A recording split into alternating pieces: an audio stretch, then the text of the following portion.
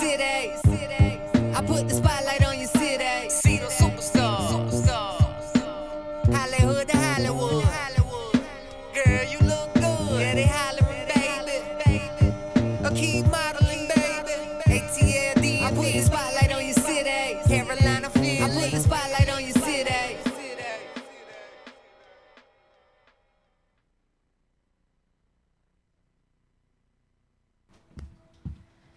Ladies and gentlemen, Spotlight of the City. We are here live with the one and only Sassy Watts. I'm your host, Stan Long, a.k.a. Mr. Motivation. Yeah. What's going on, Sassy? How are you? I know it's not Dana. I know everybody looking like, where's Dana? But guess what? This is my secret weapon, is what I like to call it. Sassy Watts came on last week and did her thing with the vocals. I know y'all heard it. Sassy Ways, I'm sorry. I was about to say, Got I it got a all new twisted. name. It's all yeah, right. I done renamed you, huh? That's the twin. Don't worry. What you think about my shirt? That's the twin.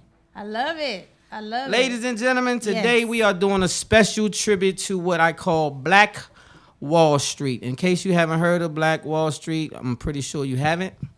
Google it. Go on YouTube. Check out the documentary. It's Very an amazing powerful. documentary. It's very powerful. So we're going to... This is my dedication to all of those people who lost their lives. Over 300 people lost their lives in what we call Black Wall Street, which is Tulsa, Oklahoma. And we're going to get into it. I got some footage today to show you guys. And so that's something that I'm a person who likes to bring, I'm an activist, first of all, and I like to bring awareness to the community. And that's what we do here on Spotlight Over the City.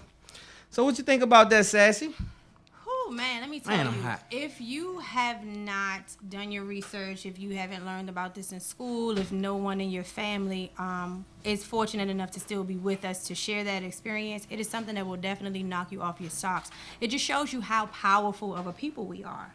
Very powerful. Very, very powerful, and it shows the intimidation factor of the smarts. You know, people are intimidated. They're not intimidated by our color. They're intimidated by our intellect. And thanks to them, we are the phenomenal innovators we are today, because had they not put us through certain things, it would have not We wouldn't have come made to it. surface. Yeah, Black Wall Street. Well, Black Wall Street, and I won't give it away right now, but Black Wall Street came into being because by default, we weren't able to buy in other communities. We weren't Or able to do socialize. anything but work Yeah. in that community. And so Yep. what happened was, and people say, well, why do you always talk about black this and black that? Well, I'm black. And I bring awareness to my people because my people need awareness. The Bible say my people will perish for lack of knowledge. And so we can't keep lacking knowledge. We have to wake up. Yeah. Thank you, Kendrick Lamar. We have to stay woke around here. You dig? So that's what I. Childish Gambino too. Oh my! You know what? I didn't get it wrong. Don't You worry know about what? no, I got Childish your back. Gambino. I got your You're back. right. I messed got around. your back. Did I just? Who I say it was? said Kendrick it Lamar. I think right. because you know what it is. Kendrick Kendrick Lamar's so conscious. I think every time something conscious come on It's him. on the radio, it had been Kendrick Lamar. So all anyway, good. yeah, it was It's all Childish good. Gambino. So anyway, shout out to him. Yeah. And so I try to do that every week. I'm gonna try to bring some consciousness. You hear me talk about black inventors and stuff like that. And the reason I do that is because we know many people of all races have invented things and done amazing things, and I'm aware of that. Yeah. But what we don't know is what we've done, and because it doesn't get the spotlight, that's what we do. Yeah. Spotlight over the city. So shout out to the whole Black Wall Street movement. I hope to God that we can bring that movement back because we need to be empowered. It was phenomenal. I'm telling you, it will knock your socks off. Like, I loved it. It will really, really knock your socks off. It was so much substance, and it empowered me. I felt like I don't have no bricks to build a building, but I'm gonna go collect some. You know what I'm outside saying? and put It make you just together. want to do something Yeah, good, right? yeah, It's yeah, empowering. definitely. It's very empowering. And so I will be discussing that. This is a tribute to Black Wall Street, but also we have an amazing guest. She's a hairstylist, but not just a hairstylist. The first hairstylist to bring mobile hairstyling to the DMV, and she's a wonderful talent. So we have her on board as well. So Yes. she's a special guest, and I'll be bringing her up in the second half. Yes. But the first half, we're going to talk about some trending topics real quick. I thought this first one was funny. Do we have the clip of Drake? Well, actually, it's Drake getting a tattoo of Lil Wayne. What do you think of that? So Drake has a tattoo of Lil Wayne on his arm. So what do you guys think, audience? What do you think? Would you tattoo? I mean, I know that he's done some amazing things, like put him on a label and bring them up out of the dirt and this and that. And I respect that. But as a man, I don't know how I would feel. How do you guys think? What do you think about that? Would you put another man on you unless we dating? You know, I mean, I feel a way. If we dating, then yeah, it's cool. But you know, if we not doing nothing like that, then why do I have a tattoo on my arm? I don't know if that's considered paying homage. What do you think it is? Or I don't know. I don't know if it's infatuation. I don't know if it's homage. Like I don't know which Drake. I don't know. Call us. I don't know what to call it. Let us know. Hey Drake. Call us What do and you let us guys know. think? What do you guys think? So is it just paying homage, or is it? I mean, what are you doing? Are you paying homage, Sassy? I don't know. I mean, you know, maybe he definitely is a pioneer. He's done a He's lot definitely that. for Shout out to Lil music. Wayne. Lil Wayne is a beast out here. Yeah, No question but about that, but I don't know. I don't know Maybe if he it was getting a bet. tattoo. Maybe it was a bet. I think it they was a got bet? drunk, and some lean was on deck, and something else And he was on leaned all deck, the way and he over messed in the around and chair. leaned.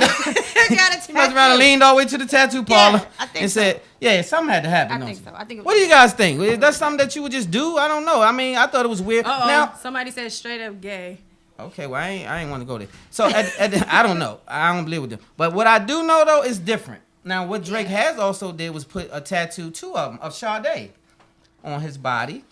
Don't Sade know a quite dude. what that's about. I forgot. She's this a Sade. beast. I mean, you know, okay. but I can understand that because she's a woman and he's a guy. You understand what I'm saying? So that's his little crush, you think, maybe? or something? It could be, and people get tattoos for various reasons. Now, when it comes down to the opposite sex, I don't necessarily know what the driving force behind that is. Sade is. You guys want to see the tattoo? I think Yeah. everybody must have seen it. You got the clip.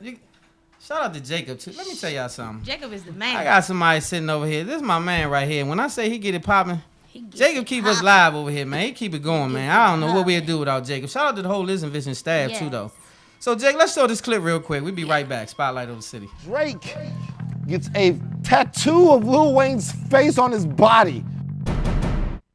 Hi guys, this is Van. Now, if you know anything about hip hop in the last 10 years, then you know that there is a duo that has changed rap as we know it, and that duo is Drake and Lil Wayne. All you big time Drake fans know that Drake was doing his thing in Canada for a little while, but it was when he got with Young Money under the tutelage of Lil Wayne that he became the global superstar that we know today. Drake probably feels like he owes a large portion of his success to one Mr. Dwayne Carter.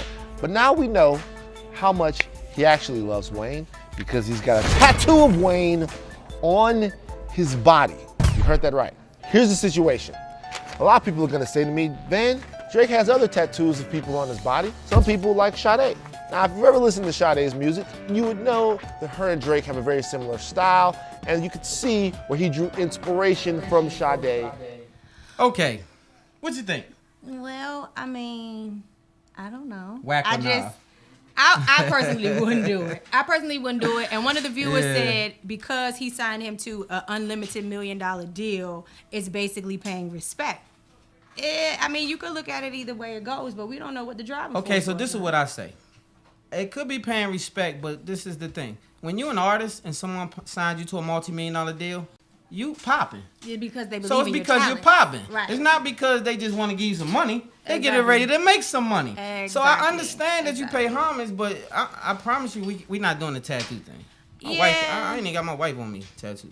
And No, people, I'm you not know, doing it. people get tattoos for various reasons. And again, you know, we weren't there in that zone in that moment. So of course, you know, until he comes out with some type of statement, we're all gonna speculate and spectate. Okay. So I'm So gonna shout out leave to it Lil Wayne, shout out to Drake. We're Yeah. gonna keep it moving. So on the next note, Justin Bieber, I'm confused a little. Me I'm trying to too. figure the little homie out. Justin Bieber. Bieber, Justin yeah. Bieber. I'm not a Justin Bieber fan, but he's talented. Very much Very, very talented. And so he's going through some. I'm trying to figure out what's going on. He canceled his tours. He started going to church. Yeah. He's leaving church, and he crashes into paparazzi and knock him on the ground. And the man laying on the ground. Oh, then they praying, Lord, bless him, Jesus, do this. But it looked like the man stepped in front of the truck a little bit and just looking for a check. Yeah, You and know, because paparazzi do this every day, of course. and so you don't be getting run over by They know nobody. better. You- They you got know how that to stick and get the hell move out real the way. quick. They got that high, Yeah, the you know how to Heisman. hit the yeah, whoop whoop. Yeah.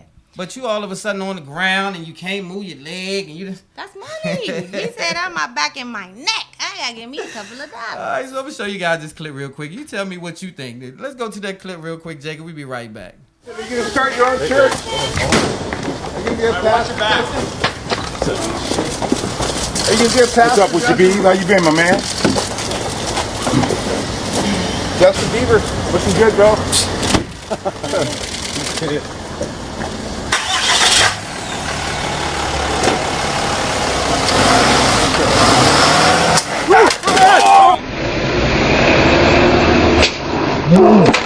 Yeah, what can we do? Heal and bless him, Lord. Call an ambulance. What do you need? This what happened when you get out the way, man. Healing, Lord. 3 hours. Oh, well, Healing. it's all good. Wow. Is there anything we can do to help Healing you? and blessing in the name of Jesus. Peace. We called it already, Thank you, man. Lord. I can just feel it. Healing. Okay. Healing. Did Cardin run over you? Healing in the name of Jesus. Wasn't it his arm? So I hope the young man is all right. But I didn't know it was his leg, his knee, his back. So I was don't know what happened. confused. I was confused myself. I was like, well, did he really get hit? He just Because said it looked like the paycheck. truck kind of like just, So I was like, they making it looked look like like it the was like truck an ran him elbow hit. over like Suge did. Yeah. Like, I was like, he Suge Knighted him. He done Paycheck. Suge Knight the man. He tried to get a paycheck. But let me tell you something else interesting that I saw, and I don't know if you had an opportunity to look at it, but it's a video with Justin Bieber and a pastor of a church who he now classifies as his second father. Okay. And they did this interview, and it was Justin Bieber, the pastor, and another pastor. And you know how that segment that went on about that dress that was blue, and then they said it was gold or whatever the color was. Yeah. So he had on some burnt orange, like reddish type of boots, and he lifts his foot up. He's like, "Oh yeah, these are white. Yeah, these boots are white." And I'm just like, they're talking, and you just bust out with this. And then he had one of those portable little toothbrushes, so he picks it up and starts brushing his teeth while they're on camera. And I'm thinking to myself, What you're was you sitting up watching, here with Sam? pastors. The video was on TMZ. Oh, it's a video? Yeah, it's on TMZ. And I was just floored because I wasn't sure. I don't know if Justin is on drugs and he's really in like a Well, that's what rehabilitation everybody's program. saying, though. They like, what's going on with He- Justin? yeah, he's not really right. going through it. He's not right. But it's a lot of pressure being a celebrity. It I don't is. want to be famous. I just want to check. Yeah. I want to be able to go where I want, do what I need to do. What y'all think? Like don't you, I mean, like a lot of people want that, like paparazzi. Like I'll be fighting pop. You can't just be running up on me with cameras and all. No. Let me tell what you, you doing? I am so local. You know what I mean? Like I have my little local celebrity, and sometimes I don't like it because you can't fully party like you wanted to and have fun because everybody have cell phones out. Somebody is always looking to capture something to right. diminish your character. So when right. you're on a larger scale, I know it's 30,000 times worse. So Yeah. I 'Cause just I think feel about you it. on that. Think about it. When you famous, if you're a famous person, when you walk outside, you know one or two people. Everybody you see know you. Exactly. Like you don't know these people. They Exactly. looking at you like, hey, Stan, like who, what? Like I Exactly. was in Atlanta one time. We did a book signing, and then we had like a big after party. And the little dude came over from the book signing to the after party. He was like, man, I need to holler at you. I thought he was like wanting trouble. Like, Right. You gonna holler at who? So Not me. he was like, yeah, man, I just want to tell you. And it touched me. He was like, I just want to tell you, your book changed my life. Like, I never used to read or nothing. When I read your book, man, it, like, inspired me and blah, blah, blah. And it, like, made me get mushy a little bit. Like, I was wanted to because cry. that's why I wrote this book. Yeah. Shout out to Blackbird Shout Magic, too. Transformation out. of a Gangster. If you don't have your copy, Barnes & Noble, Amazon. Better get it. You better get shameless it. plug, but okay, whatever. It's all right. I had to do that. And on that note, we're going to move on to the show because I don't want to take up too much time for my guests. Yeah. But at the same time, we do have to engage the public and let them know that we do hear them out there. We Because a lot of people been inboxing me and saying, y'all didn't talk about the stuff that we want to talk about, and we want to talk about the stuff in the news. You ain't talking. So I said, okay, I'll tell you what. All right. I'll bring you guys some real news and some real stuff. And every week we're going to do just that. Yeah. Talk, and before I get off of that, my condolences go out to the family that lost their life, their loved one, in an accident in Ohio. I think it was Ohio. They had a fair, and Yeah. the thing The didn't do ride. so good, Yeah. and it slung people like 30 feet up in the air, and one One person person lost their died and life, and a 7 whole people bunch of were people were injured. Yeah. So I want to send my condolences to that family. And I thought about it because one time we was down Florida and they had one of those setups. And the person I was with was like, come on, we gonna get on the ride. And I was like, no, we not. Like, I'm not. Because it just doesn't look safe to me. I'm skeptical anyway. But when Right. it comes to those kind of setups, it doesn't look stable. It doesn't, seem to be, what I would trust to get on there. So imagine being locked down and then the thing flies off and you can't even get out though. I can't imagine. Like you're hopeless. You're just at the mercy of what happens. Yeah. And so that's why I had to bring that out and say, condolences to the family, because that's a tough way, to suffer. Like that's pretty horrific. And I know pretty much that I wouldn't want to get on a roller coaster. That'd be it for me. Let me tell you something. That's a Something that wrap. you can pack up and put together and then take back down, I'm not down. Right. That's like luggage. Like No. you I'm not down. just pack the joint up and Yes. take it wherever you want to go. No, I don't think And I then you want to know go how there. you take stuff apart, you lose some screws. Yeah. They- So how I know you got 20 screws, one No. like 35 of them. You just put it together real like, quick. it'll be all right. Yeah, no, that's not gonna work. So anyway, you guys, I'm gonna go to a commercial break. Yeah. I'm gonna plug my book real quick because it's something that I never do. So Jacob, if you could, I got a trailer that I shot a while ago. Shout out to Rock from Sky's the Limit who shot this trailer. That's my man. He was on the show not too long ago. We did this about 4 or 5 years ago, but now we getting ready to he's editing my documentary. I have a documentary that I filmed a while ago, so he's doing the editing. So right after this, we're gonna bring up my guest and we're gonna talk about that. But right now we'll go to my trailer, Blackbird Melly, the transformation of a gangster book trailer. We'll be right back. Spotlight. Yes. Stay tuned.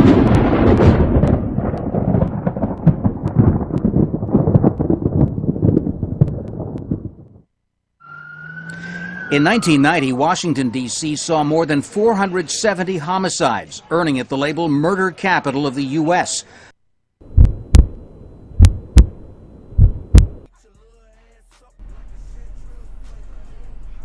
Shit, there you go right there. Hey, listen, when y'all pull over to the side, I'm gonna go in here and rush this dude. When y'all see me rushing, y'all rush in. About 30 seconds, give me about 30 seconds and rush the door. He ain't gonna know what hit him. What's up with you, man? How you feel? Good, man. What's going on with you, man? Man, I gotta tell you about this meeting, my nigga. Oh, yeah, all right, how'd that go? I don't know yet. I'm trying to see. I went and talked to the Diamonds the other day, man. I don't know, man. This been they were funny. Yeah, man. I can't really say, Uh-huh. but I got a funny feeling that these dudes are feeling at me, son. Sure. You already know what it is. Wait for Black to get in there, give us the signal, run up in the joint, snatch this nigga up, get this bread, spaz out.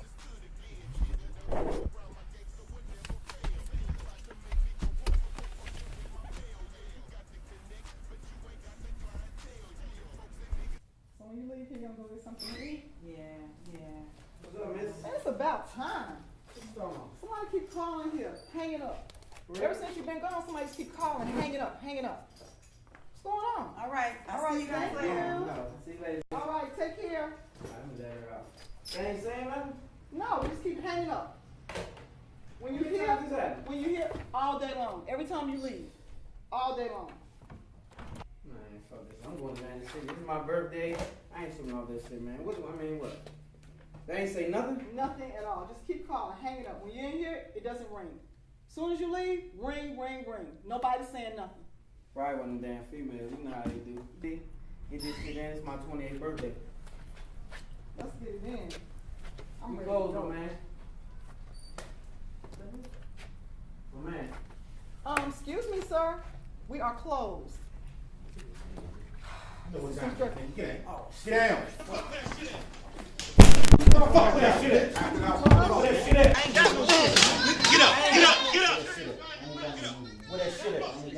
Get down.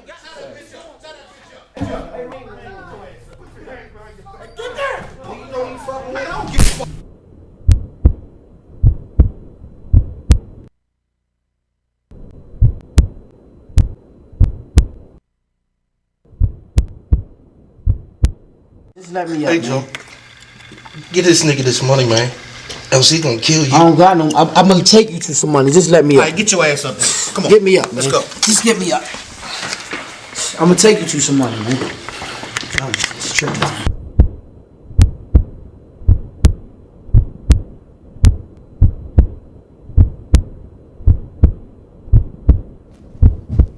And we are back, ladies and gentlemen. Spotlight over the city. I'm your host, Stan Long, and you already know my guest co-host is the bomb, Mrs. Sassy Waves. Yes, you heard me? indeed. How you doing? Shout out to Dana. Dane, Yes. I miss my co-host. Hi, She's off in Dana. the no telling what Dana's doing. She might be in Dana Cali could be today. anywhere. She might be in LA, Florida, no telling, but she's somewhere doing You know her how they one had too, Where's Waldo? Yeah, Where's where's Dana? Where's Dana? We're looking for you, Dana. Yeah, where are you? So before we bring up our guests, I just wanted to address this right here. My wife got me this shirt too, by the way. Shout I'll out, tell you. wifey. Look at this right here. Let me move this out the way. You see Yeah, this right here? Stand up. Give him. This is a big deal. Stand up. Let him This see. is a big deal. Let him see. This right here is really big history. Very Black much so. Wall Street is a movement that didn't just happen in Tulsa, Oklahoma. They had a movement in Philadelphia. They had a movement in Durham, North Carolina. Yeah. Where people of color were forced. It wasn't a choice. They were forced to have to fend for themselves because the others wouldn't let them come into the community and buy garments, buy goods, buy groceries, buy anything. They could only come there to work. And that's it. And so what happened was, it was a little town called Greenville in Oklahoma. Greenwood. I'm Yeah. sorry, Greenwood. Thank you. I got Co-host, your let back. me I tell you got your something. back. So Greenwood was a little place that they settled into and started developing the community themselves, opening up stores. Yep. So they had, what they talking about? They had 600 businesses. Let me break it down. Let me break it down. Help me out. So listen, in Oklahoma, right? This is before it became a state. This is when the black population was there. They were there with the Indians, and unfortunately, the Indians had us as slaves. So That's very true. Yeah, so the Indians had us as Indians slaves. had us as slaves.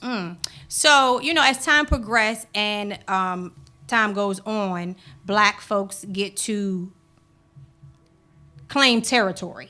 Right. Before it was actually made a state. So we migrated and we put our foot down and it's like, okay, this is where we're going to reside.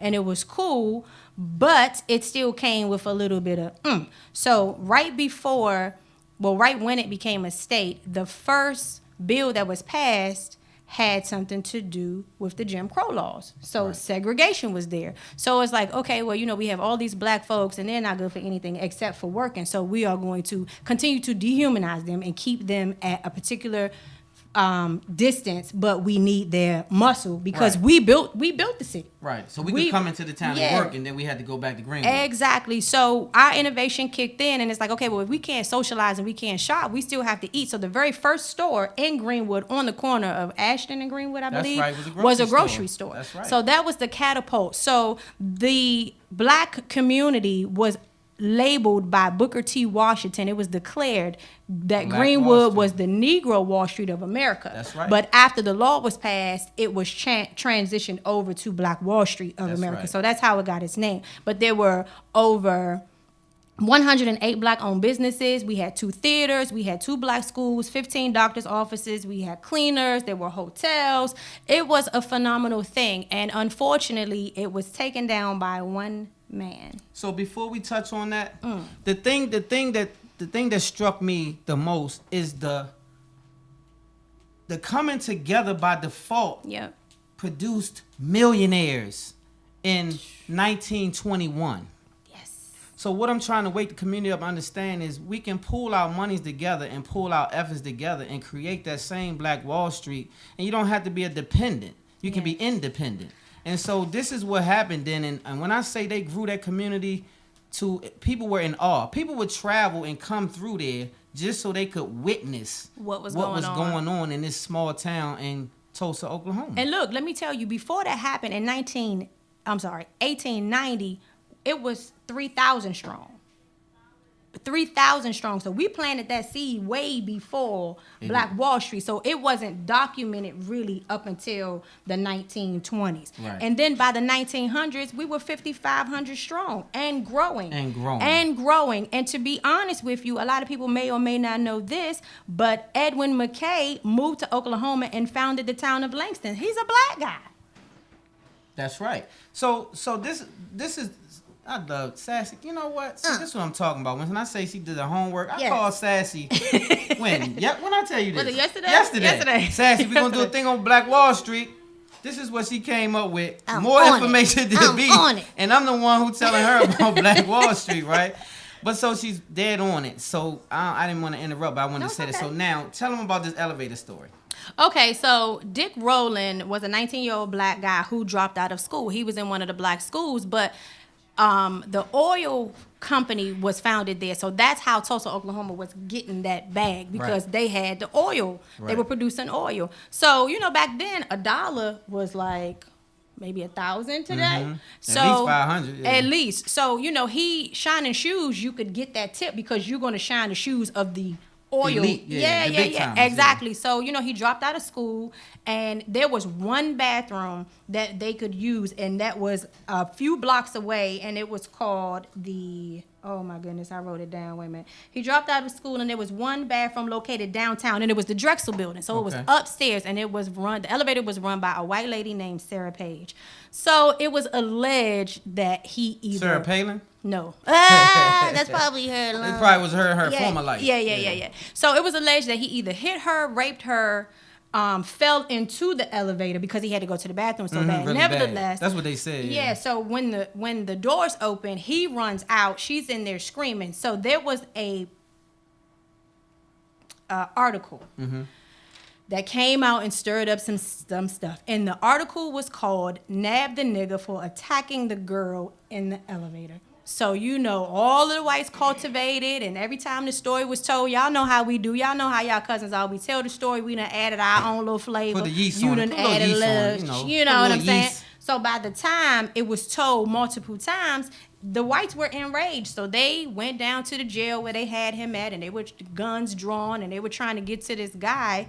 And once the word got back to Greenwood, our people said, well, we not doing this. We not doing that. Yeah, so they strapped up and they went, and the chief of police turned him away. The chief assured them that he was going to be okay, but they kept hearing about this lynching, and they're like, no, they can't lynch that baby because we don't know what happened. They don't know what happened. So we need him to get a fair one. Exactly. So the diversion became, it wasn't about him anymore. No. It wasn't about him or her anymore. It was like, okay, well, these niggas coming in with these guns. Where they getting these guns from? They're a little bit more powerful than we are. So we need to unarm them. Yeah, and that started the riot, and that was by far one of the biggest racial riots. He said it was the ever. biggest. Yes. And it was the most covered up. Yep. Because even today, people not aware of Black Wall Street. They don't understand any of it. I mean, it was over 300 murders. Not one person was arrested in this case, even up to today. Over 10,000 people were displaced, and not one insurance claim was paid up until this day to rebuild this city.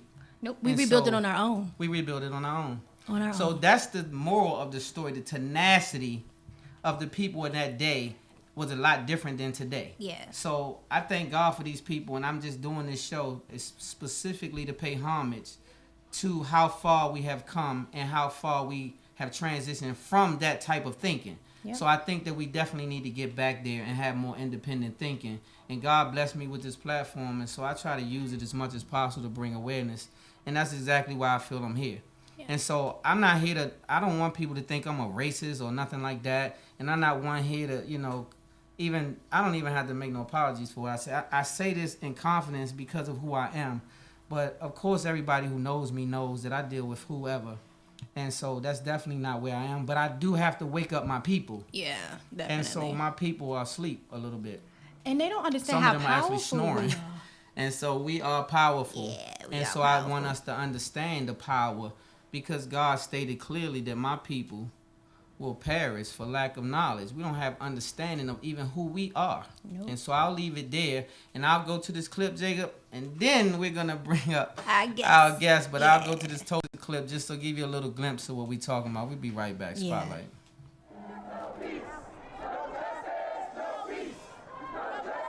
After unarmed father Terrence Crutcher was shot and killed by police, hundreds protested here in Tulsa.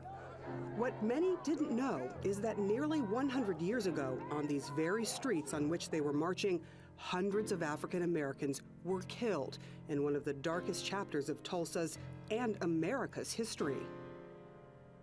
A lot of folks around here used to whisper about it over the decades, but nobody, black nor white, wanted to talk about it. And that history was being forgotten. Before it happened, Tulsa was the scene of a thriving, wealthy black community.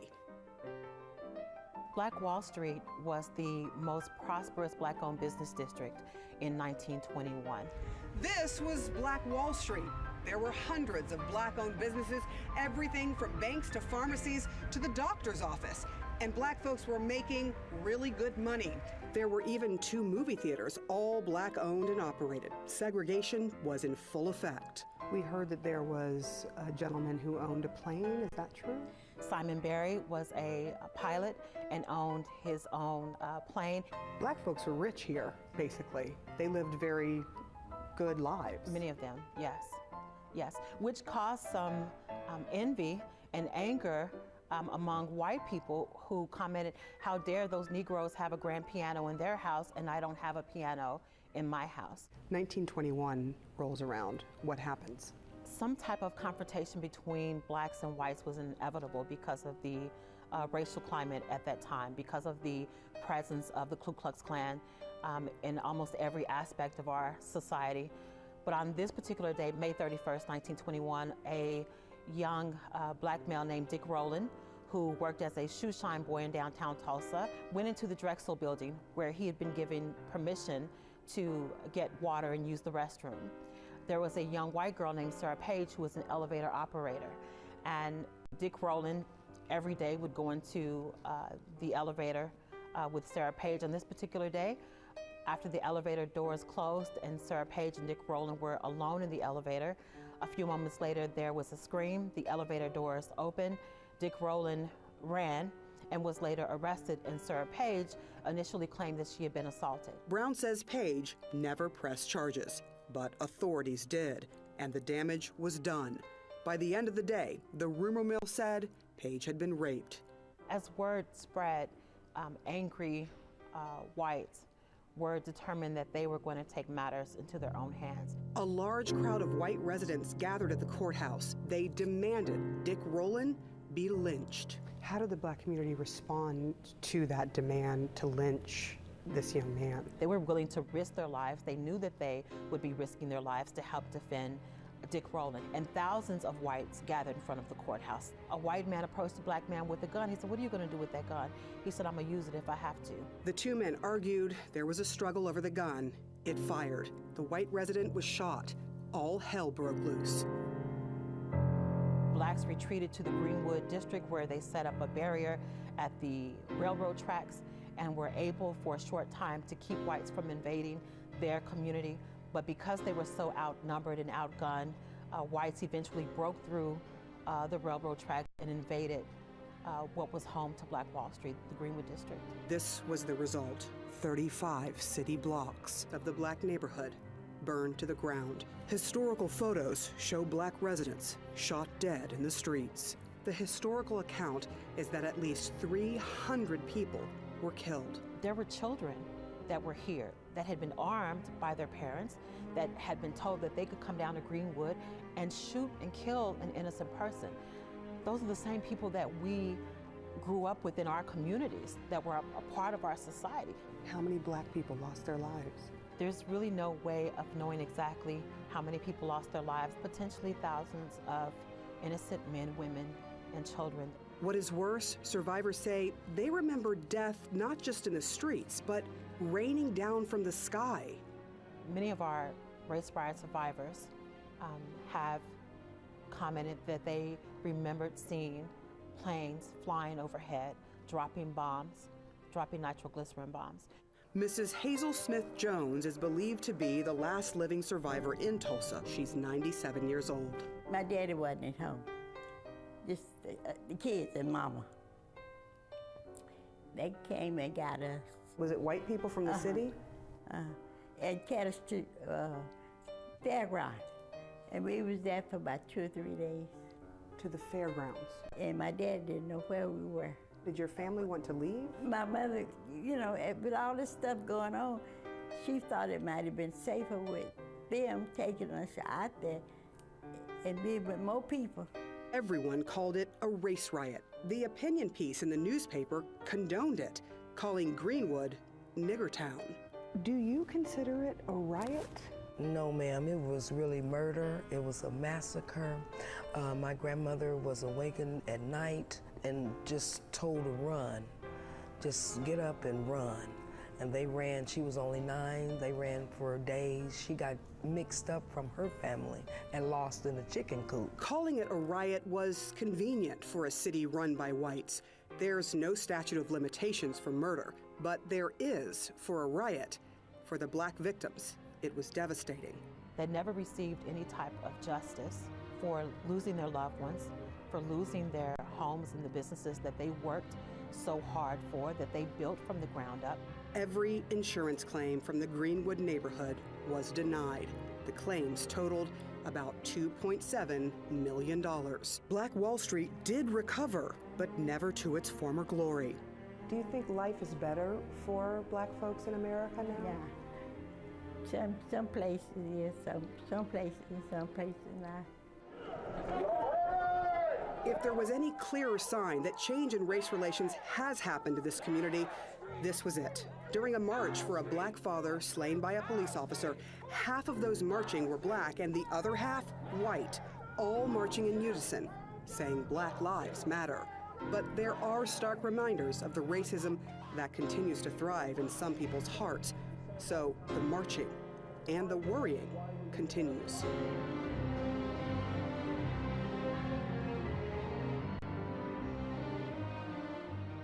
It's amazing. Ladies and gentlemen, we are back. Very, very powerful footage. Very. Very, very powerful footage.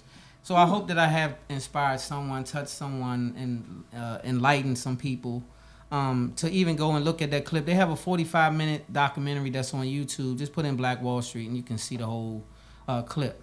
So on another note, you see we have a plus one. Yes. This one right here is a very much so an innovator. I love her spirit. She's a wonderful woman, but she's also doing some big things. She is the first person to come along and do what we call mobile detailing. Mobile. Well, kind of.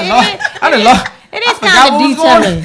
To the hell. Mobile salon has nothing to do with detailing at all. I done went off what I want to do with my life. Has nothing to do with what she's doing. Yeah, she's a mobile hairstylist, but she also has a brick and mortar spot. Welcome to Spotlight Over the City, the one and only Deshawn. All right, thank you for having me. Hey, Miss. Welcome. How are you? How are you? Good. It's a pleasure having you on. Thank you for having me. So, first thing I want to know is how long have you even been in the hair business? Over 15 years. You old enough to been doing hair for 15 years? I'm 47. Wow, 15 Black years. Don't crack. So what inspired you? Because it's innovative to do the mobile part. Like no one really was doing that. What made you say, you know what, I'm gonna be a mobile stylist? Well, I actually was I was mobile, but I was going in my car. Oh, okay. And some places I didn't feel secure going to. And Right. Some people didn't want me to come into their home. So I said, how can I bring the salon to them? So I said, hey, I need water and I need electricity. So I looked for an RV because it has water and electricity, has a generator and everything on it. And I built it out. Or I had someone to build it out. That is super but you dope came though. up with the that is blueprint. super That's dope. awesome. And the reason I say that is because I heard about it, but I heard about it on the West Coast. Yes. I never heard about it on the East Coast. No.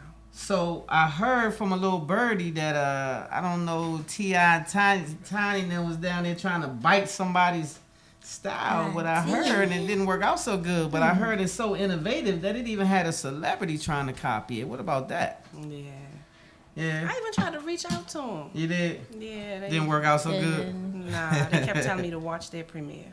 Poor little Tink. And Yeah. Wait a minute, you saw my story first. Right. Talk a little bit for me. So when you first found that out, what did you think? Like, did you think, okay, nerve of them? When I actually saw it, I was in someone's home doing their nails because I'm a nail tech too. Okay. And my daughter saw it and she looked up at the TV and she said, Mom, look. And I looked up, I was like, they just stole my idea. Yeah. But it was okay. It's okay. I reached out to him. I didn't, get the response that I wanted, but I just moved forward. Yeah. Just kept it. So once you opened it up, did you have that first or you had the brick and mortar first? Because I know I've always had a brick and mortar. Oh, you had that first? Yes. Oh, okay. My first brick and mortar was right there on Martin Luther King Avenue in Southeast DC. And I had to leave from there. I liked that spot, that area, yes. But I had to leave from there due to the landlord. Okay. But he wouldn't fix the place up. Gotcha. So then that's when I decided to do the mobile services. Gotcha. And yeah. So, from my understanding, you have also a reality show, and shout out to you because they're in here now filming. So I'm pretty sure this is a part of the production. But from my understanding, you have a reality show based around the hair situation. I don't know if it's repairing hair or. Yeah, it's like. You want to tell me a little bit about it? It's hair dilemmas. Hair dilemmas. So if you, I actually want my the person to write a story into me, and then we reenact the story, but we fix the problem. Got you. So cancer patient. Yes, cancer, hair loss, cancer patients. I've been out to a lady who has mobility issues. She was in the hospital and couldn't get to the salon, so I went out to her. But mainly, you went to a salon and they messed your hair up. Or you try to do it yourself and you mess your hair up. You want them kitchen hairstyles. Then we're going to glam you over and fix it.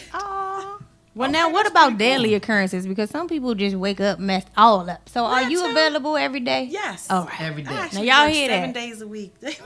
So now the good thing about the mobile thing is what you said. A lot of people are not able to even come out. So do you get a lot of clients that's really able but just don't want to come out and they just want you to come to them? Yeah, I have working families. Ladies who are teleworking at home might want me to come out and do their hair while they're on the clock. Are you serious? Yes. That On the has happened. clock. So they at few work and times. they say, "Can you come by here real quick? Cause I need to."